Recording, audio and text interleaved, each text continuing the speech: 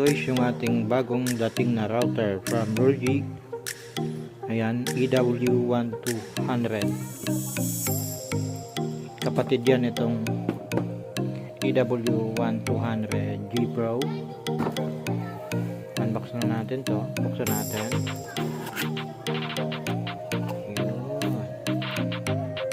First time ko nito guys, susubukan natin to kung ano, kasi mura lang naman, 1,000 plus lang compare dito na less than 2,000. Ito yung madami na akong gamit nito. This time subukan natin ito puti.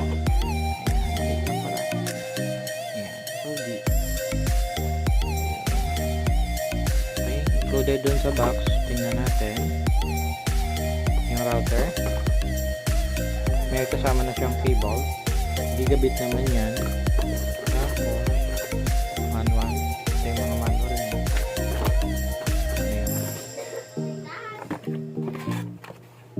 Ayun. Yung 12 volts power supply.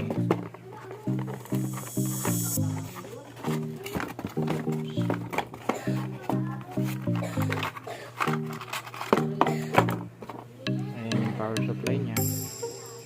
Tingnan natin yung rated amp niya.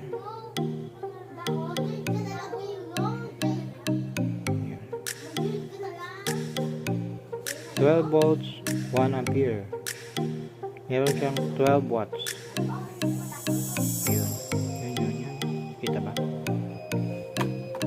So config na natin to. Saksak ko na. Yun, may LED light indicator na siya. Okay na din ang wifi.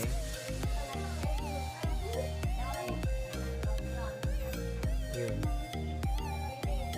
may ilaw na siya.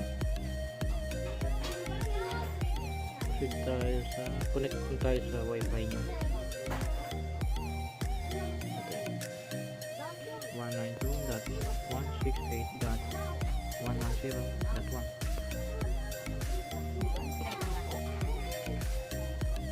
Para ma-access po natin yung ating 3 router.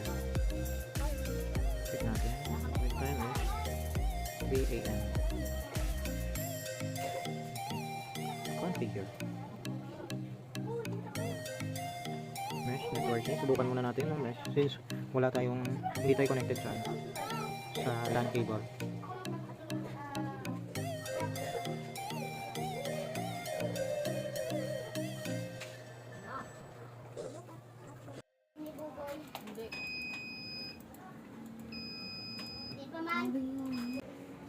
Tapos daw. Siguro.